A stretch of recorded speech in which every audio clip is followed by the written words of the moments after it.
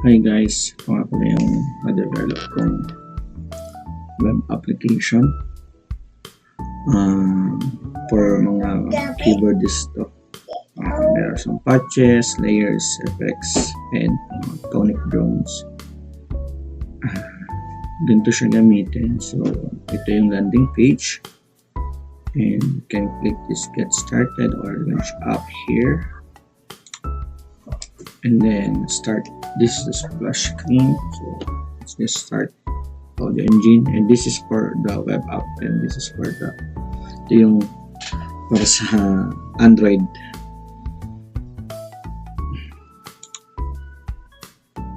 Ito po yung interface.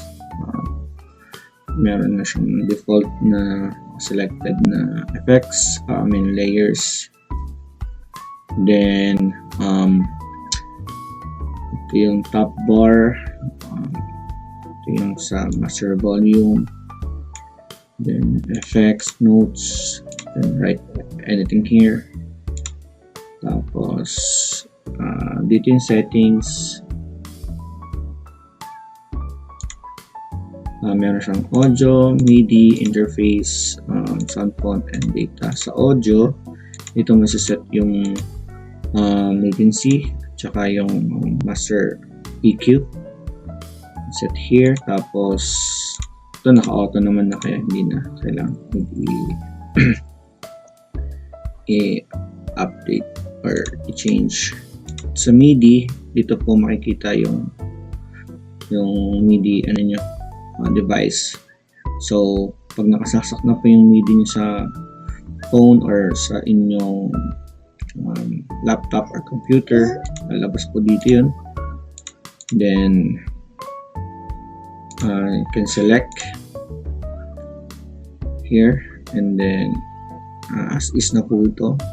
And then sa interface, nandito po yung sa UI mismo to. So you can change the numbers of the keys from the keyboard here sa below. So you can change to 61, to 49, or 76, and then scale ng UI 100%. Most likely laging naka 100% para hindi siya man. Then sa style background, you can change background po, navy. Ito po yung kulay niya. Ganyan. Tapos aurora, ganyan ang kulay. Tapos solid color, you can choose any colors po.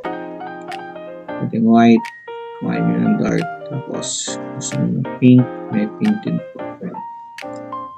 And then you can change also to background na image. For example,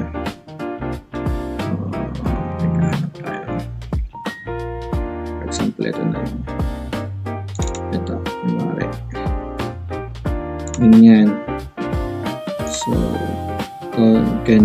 pwede nyo po, pag masyado pong hindi nyo makita yung mga UI,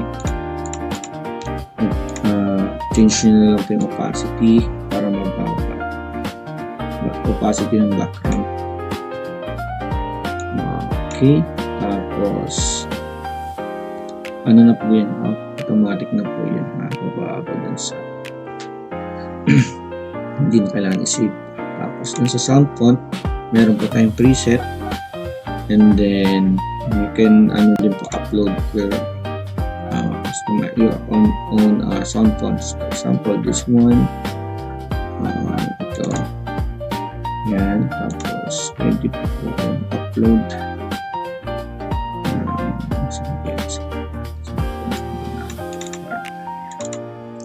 yan. Tapos you can upload din po ng web.wav special effects.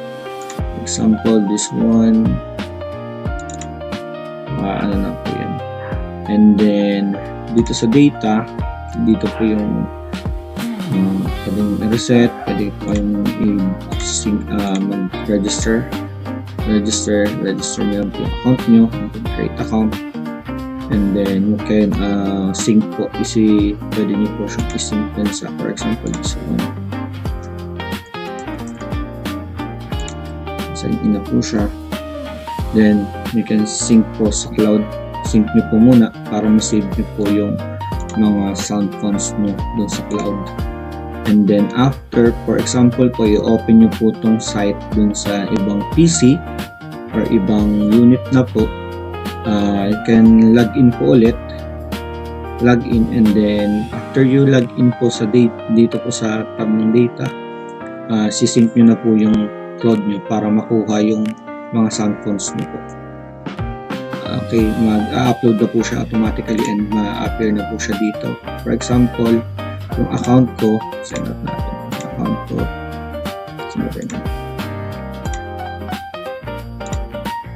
Yan. Tapos, i-sync ko po siya, sync from cloud. And download na po yung yung mga sound fonts. After that, ilalabas na po siya dito sa sound fonts. Open po natin. Yan, first po siya. Start, and then let's see po kung lumabas na po yung mga. Ayan po, nandito na po lahat na na-upload ko. And then, sumama din po siya dun sa mga existing na in-upload natin kanina.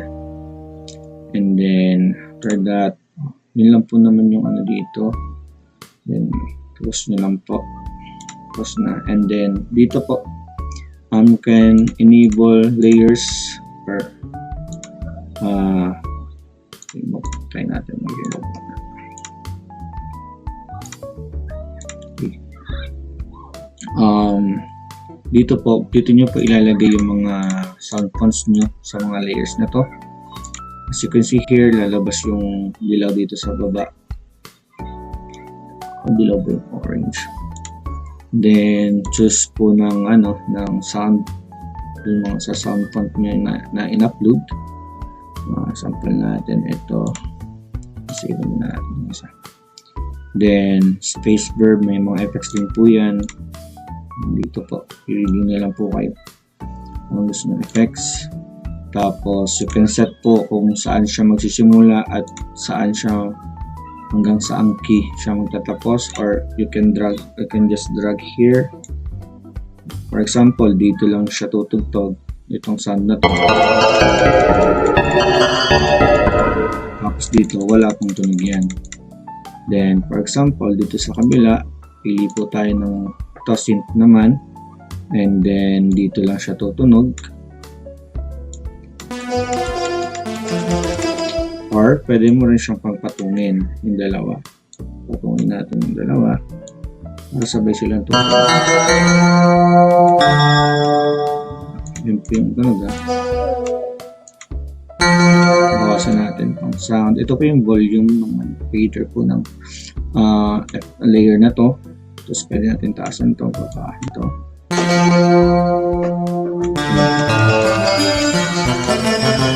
Tapos pwede pa po tayo mag-add.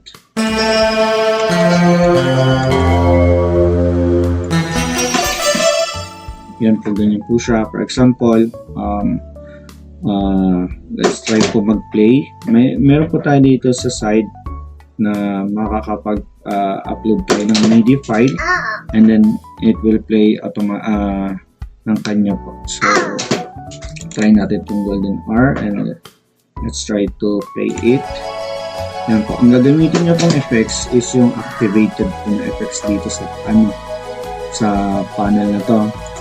For example, ito lang, itong DX full na layer 1, and then for example, lagdagan natin ng layer 2. Let's try string.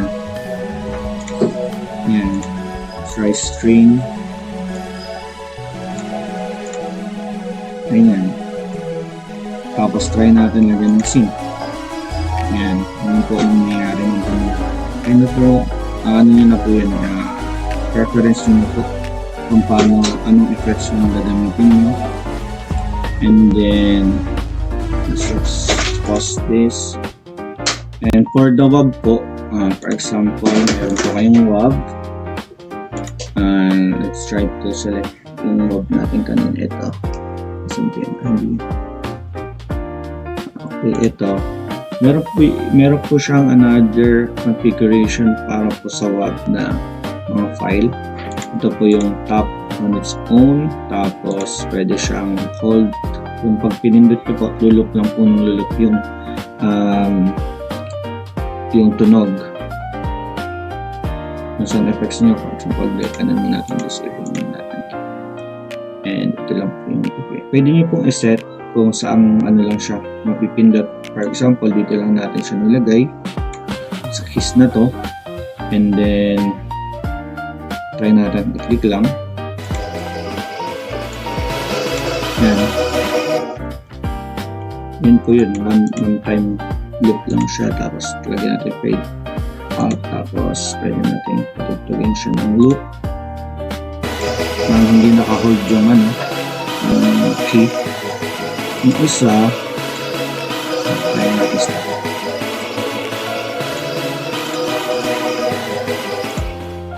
Okay, tapos pag sa hold, ganito naman siya.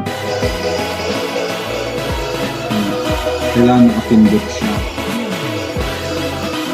Ayan. Ayan po siya. Tapos may fade out unstop naman. So parang hindi siya ganun ka. Bigla na lang magsa-suddenly stop yung effects niya. And then I think ganun naman halos kayo na po ang mag-explore. Tapos dito po sa tonic pad, meron po tayong tonic pad, ambient sound. You can select po kung ano yung gusto mo po, ang ambient sound, kung gusto mo po. Yung mga in-upload natin na sound font, dun po nyo ipipick, isa-select. Kung nga ito pong atmosphere, ganun siya. Ito po yung volume nyo.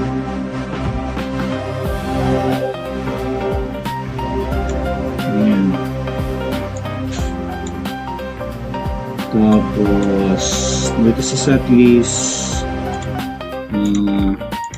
ito po yung pwede nyo po kasi i-save yung mga setlist nyo po dito. Yan. So tapos pwede pa mag-add. So, tapos iba naman yung tunog nito.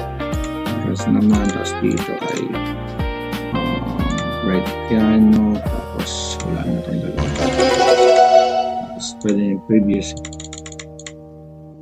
maayos lang pala ito. Yan.